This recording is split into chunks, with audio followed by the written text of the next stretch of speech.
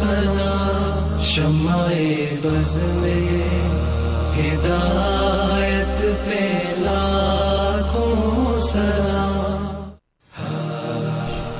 اعوذ باللہ من الشیطان الرجیم، بسم اللہ الرحمن الرحیم۔ والذین تبوأوا الدار والایمان من قبلہم یحبون من ہاجر الیہم ولا یجدون فی صدورہم حاجۃ مما اوتوا ویؤثرون علی انفسہم ولو کان بہم خصاصہ۔ صدق اللہ العظیم۔ رب اشرح لی صدری ویسر لی امری واحلل عقدۃ من لسانی یفقہوا قولی واجعل لی وزیرا من اہلی آمین یا رب العالمین۔ اللہم صلی علی محمد وعلی آل محمد کما صلیت علی ابراہیم وعلی آل ابراہیم انک حمید مجید۔ اللہم بارک علی محمد وعلی آل محمد کما بارکت علی ابراہیم وعلی آل ابراہیم انک حمید مجید۔ آج 8 ربیع الاول ہے، سیرت رسول صلی اللہ علیہ وسلم کا پروگرام جاری ہے۔ آپ صلی اللہ علیہ وسلم مدینے تشریف لے گئے، وہاں پر سب لوگوں نے آپ صلی اللہ علیہ وسلم کا خیر مقدم کیا۔ آپ صلی اللہ علیہ وسلم کو جو ہے وہ ہر کسی کی یہ خواہش تھی کہ آپ کو اپنا جو ہے وہ مہمان رکھا جائے، لیکن اللہ کے رسول صلی اللہ علیہ وسلم سیدنا ایوب انصاری رضی اللہ تعالیٰ عنہ کے گھر میں تشریف لے گئے۔ آپ صلی اللہ علیہ وسلم نے مدینے میں 3 اہم کام کیے۔ یوں سمجھیے کہ یہ رسول اللہ صلی اللہ علیہ وسلم کی جو سیاسی حکمت عملی ہے اس کی بہترین شاہکار ہے۔ جب آپ صلی اللہ علیہ وسلم مدینے میں تشریف لے گئے تو آپ نے سب سے پہلا کام مسجد نبوی کی تعمیر اس کو کیا۔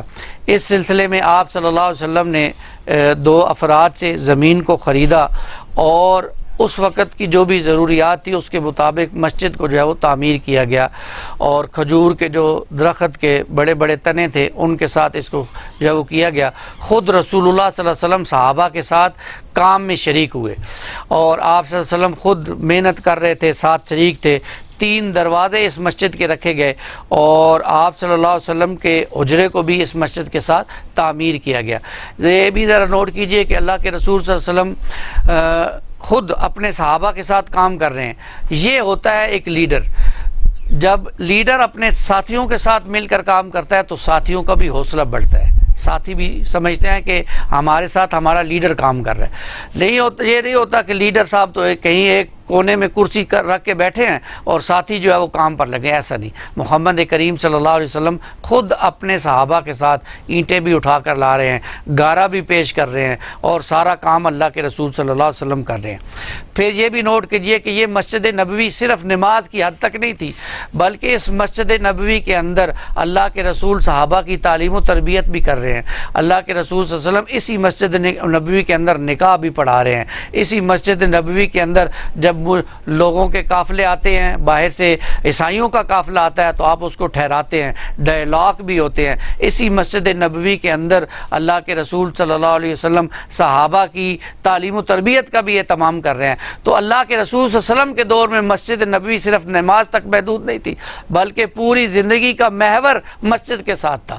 جھگڑوں کے فیصلے مسجد میں ہوا کرتے تھے، عدالتیں مسجد میں لگا کرتی تھی، اور اللہ کے رسول صلی اللہ علیہ وسلم کے پاس جب کوئی آتا معاملہ لے کر آپ صلی اللہ علیہ وسلم اس کو وہاں پر جو ہے اس معاملے کو حل کرتے۔ باہر سے آنے والے وفود کو مسجد میں ٹھہرایا جاتا تھا، ان کے ساتھ گفت و شنید مسجد کے اندر ہوا کرتی تھی۔ آج مسجد کا یہ مقام ہمارے معاشرے سے نکل چکا ہے۔ آج تو مسجد کے اندر انسان بیٹھتا ہی نہیں ہے، نماز پڑھنے کے ساتھ جو نمازی ہیں پڑھنے کے بعد فوراً نکلنے کی کوشش ہوتی ہے، لیکن اللہ کے رسول صلی اللہ علیہ وسلم کا یہ معاملہ تھا۔ پھر اس کے بعد جب مسجد تعمیر ہو گئی تو پھر لوگوں کو مسجد میں کیسے بلایا جائے، کچھ صحابہ نے تجویز دی، اور اللہ کے رسول صلی اللہ علیہ وسلم نے سیدنا عمر رضی اللہ تعالیٰ عنہ کی تجویز کو جو ہے وہ پسند کیا، اور آذان اللہ تعالیٰ نے جو ہے وہ ایک صحابی کو خواب میں آذان کے الفاظ سکھا دیے، جس کو اللہ کے رسول نے پسند کیا، اور سیدنا بلال کو وہ الفاظ سکھائے گئے، کیونکہ سیدنا بلال کی آواز اونچی تھی، اور سیدنا بلال رضی اللہ تعالیٰ عنہ آذان دے کر لوگوں کو مسجد کی طرف بلایا کرتے تھے۔ دوسرا بڑا کام جو رسول اللہ صلی اللہ علیہ وسلم نے مدینے میں آ کر کیا، وہ مہاجرین اور انصار کے اندر اخوت کا رشتہ قائم کیا۔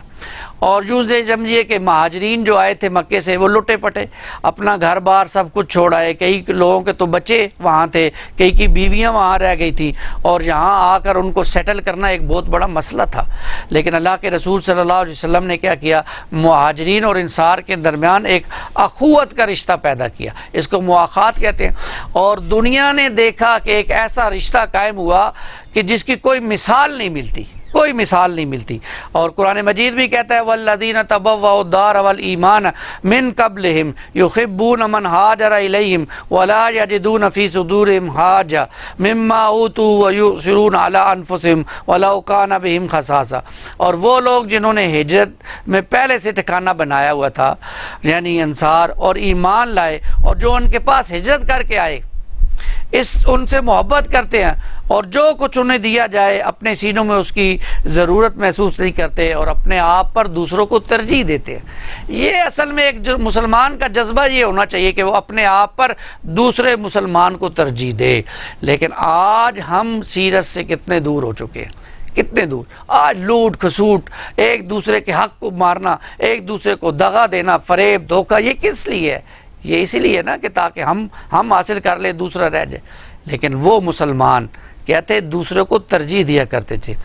پھر نبی پاک صلی اللہ علیہ وسلم نے اس محبت اور ایثار کو انصار اور مہاجرین میں بھائی چارہ کرا کے مزید پختہ کر دیا۔ چنانچہ آپ صلی اللہ علیہ وسلم نے ہر انصاری کو اس کے جو مہاجر مہمان بھائی تھا اس کا بھائی قرار دیا۔ یہ کل 90 آدمی تھے تقریباً، آدھے مہاجرین سے اور آدھے انصار سے۔ آپ نے ان کے درمیان غم گساری اور اس بات پر بھائی چارہ کرایا کہ قرابت داروں کے بجائے وہی موت کے بعد ایک دوسرے کے وارث ہو گئے۔ بعد میں اللہ تعالیٰ نے قرآن میں اس وراثت کو منسوخ کر دیا، لیکن یہ بھائی چارگی باقی رہی۔ اب آپ ہم دیکھیے کہ اس کا نتیجہ کیا نکلا۔ انہوں نے نبی صلی اللہ علیہ وسلم کو اپنے کھجوروں کے باغات پیش کیے، اور اس سے آگے بڑھ کر اللہ کے رسول صلی اللہ علیہ وسلم نے جن صحابہ کو ایک دوسرے کے درمیان بھائی کا رشتہ بنایا تھا، ایسے ایسے واقعات رونما ہوئے۔ اللہ اکبر۔ سیدنا سعد بن ربیع بڑے مالدار انصاری تھے، انہوں نے اپنے مہاجر بھائی عبد الرحمن بن عوف سے یہ بھی کہا میرا آدھا مال لے لو، اور میری 2 بیویاں دیکھو، جو تمہیں پسند ہے وہ تم رکھ لو، میں اس کو طلاق دے دیتا ہوں، عدت کے بعد تم اس سے نکاح کر لے۔ عبد الرحمن بن عوف نے کہا اللہ آپ کے اہل و عیال میں برکت ڈالے، آپ لوگوں کا بازار کدھر ہے، مجھے بازار کا راستہ دکھائیے، اور بازار تشریف لے گئے۔ بعد میں اللہ تعالیٰ نے ان کو بھی مالدار کر دیا۔ اسی طرح ایک صحابی نے جن کے پاس جگہ تھی، انہوں نے اپنی آدھی زمین دوسرے صحابی کو دے دی، اور درمیان میں دیوار جو کر دی، اور کہا یہ آدھا حصہ تمہارا ہے، یہ آدھا حصہ میرا ہے۔ یہ صحابی یہ مواخات کا رشتہ قائم کیا محمد رسول اللہ صلی اللہ علیہ وسلم نے، اور جو لٹے پٹے مہاجرین آئے تھے ان کو اکاموڈیٹ کر دیا مدینے کے اندر۔ تیسرا کام کیا جو محمد رسول اللہ صلی اللہ علیہ وسلم نے، وہ تھا میثاق مدینہ۔ اسلامی معاشرہ اور اسلامی امت کی بنیاد رکھی، اس کے لیے میثاق مدینہ کیا۔ اب آپ دیکھیں کہ جو لوگ وہاں رہتے تھے، یہود تھے یا جو قبائل تھے، ان کے ساتھ ایک معاہدہ کر دیا کہ اگر مدینے پر باہر سے حملہ ہو تو سارے مدینے والے مل کر اس کا مقابلہ کریں گے، اور ان کو اپنے ساتھ جوڑ لیا۔ اور اس میثاق مدینہ کی وجہ سے اب جو یہود تھے وہ باہر کسی کے ساتھ کھل کر جو ہے وہ معاملہ نہیں کر سکتے تھے۔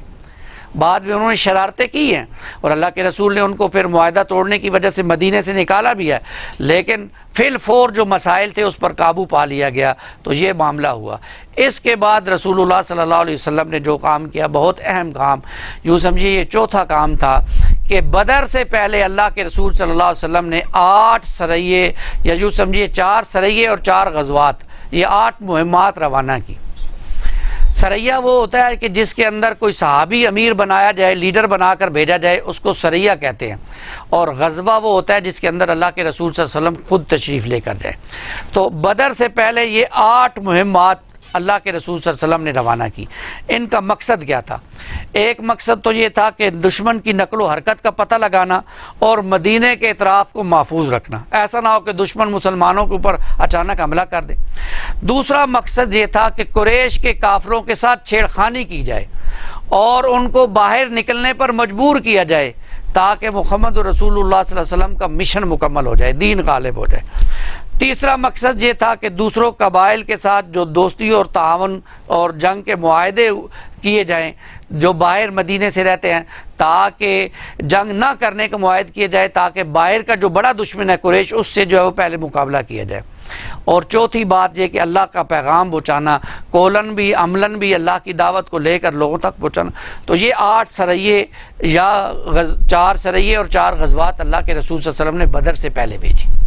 ان میں سے آخری جو غزوہ بھیجا رسول اللہ صلی اللہ علیہ وسلم نے، اس میں ایک واقعہ ہو گیا جس کے بعد جو ہے وہ پھر غزوہ بدر کا معاملہ جو ہے وہ پیش آیا، اور آپ صلی اللہ علیہ وسلم کے 2 صحابہ سے ایک معاملہ ہوا۔ اگلی نشست میں انشاءاللہ اس کا تذکرہ پڑھیں گے۔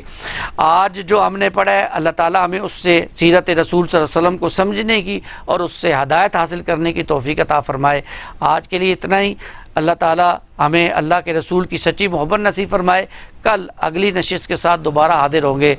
اللہ حافظ۔ السلام علیکم ورحمۃ اللہ وبرکاتہ۔